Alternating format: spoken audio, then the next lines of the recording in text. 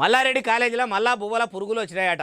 లొట్టలేసుకుంటా తిందామనుకుంటే అన్నంలో లుకలుకలు బారుతున్న పురుగులను చూస్తేనే తినబుద్ధి అయితలేదని కాలేజీల విద్యార్థులు కస్సు బుస్సుమంటుర్రు.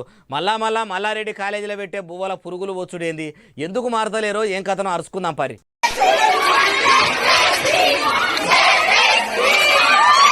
సెల్లుఫోన్ల వీడియోలు తీసుకుంటా మల్లారెడ్డి కాలేజీల గంటెలు దింపి వంటలు చేసేటోళ్ళ ఘనకార్యాన్ని వివరిస్తున్నారు. వాళ్ళేం చేస్తారు చెప్పుండ్రి.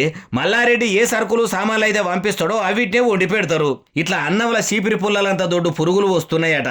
ఒక అన్నంలోనే కాదు, అంచులో పెట్టిన తీయటి స్వీటులో కూడా పురుగులు తిరిగినట్టే ఉన్నాయట. ఇట్లనే ఉంటదా ఈ కూడును కనీసం కుక్కలన్నా ముడతాయా? ఇసొంటి కూడు పెట్టి మా పానాలతోని అష్టాశమ్మ కైలాసం ఆడుతుంటే ఎట్లా ఊకుంటాము?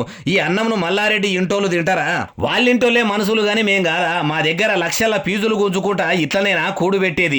ఎన్ని మాటలు చెప్పినా మళ్ళా పురుగులు పడ్డ బువ్వ పెట్టుడు ఏందని ఫుల్లు గరమైతుండ్రు.